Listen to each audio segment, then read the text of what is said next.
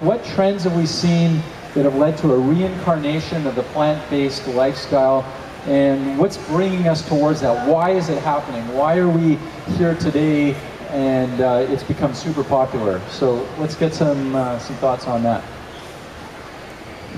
Sure. Well, one barometer of why people go vegan that I use is my husband's animal law class. He's here, Professor David Wolfson. Say hello.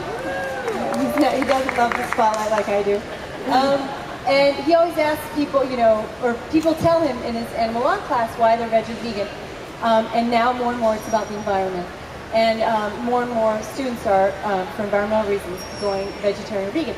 So I think that kind of started around in 2006. Maybe you guys have a different sense of that. When the United Nations Food and Agriculture Organization published their report, Livestock's Long Shadow, in which they basically concluded that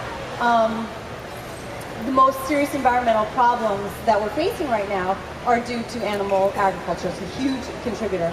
So that started started the ball rolling on that. And since then, World Watch, another UN organization, came out saying in order to basically meet the demand of a growing population, which we're going to hit 9.1 billion people on the planet by mid-century, we have to move away from animal products.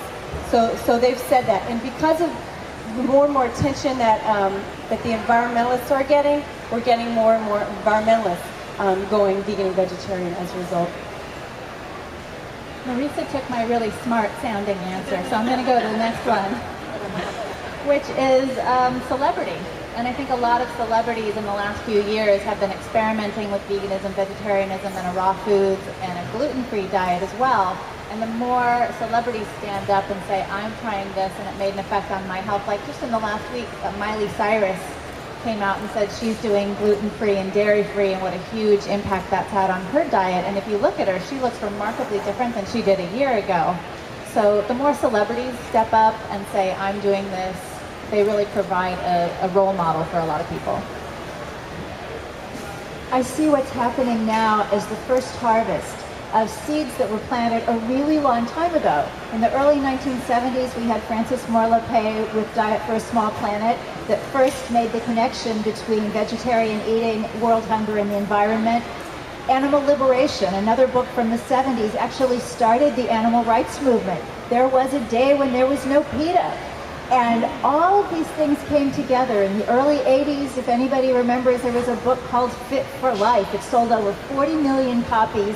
The fruit and vegetable intake went up by 10%.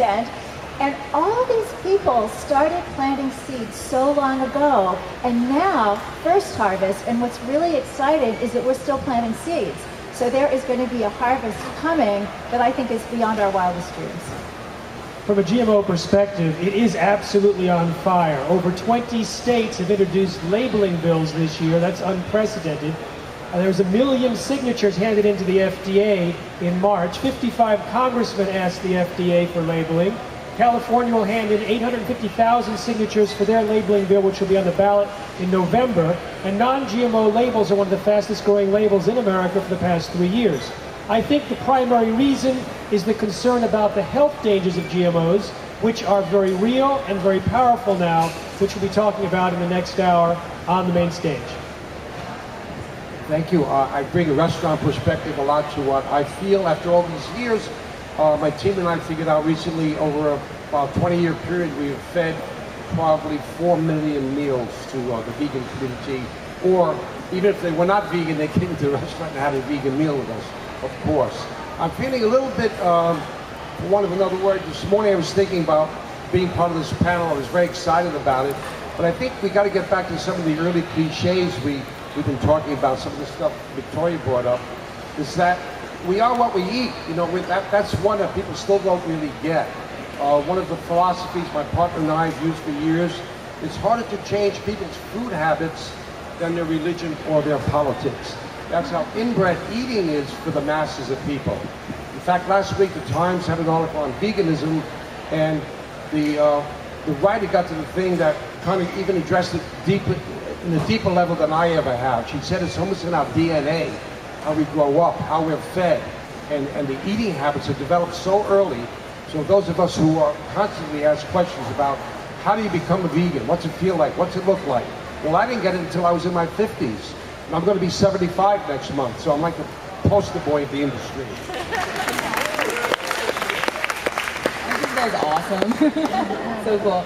I think you are what you eat. I mean, it's interesting, you know, running a yoga studio, people come, and if you're a yoga teacher, all of a sudden you're an expert on everything, from psychology to food. You better go and get educated about all of this stuff, which is important.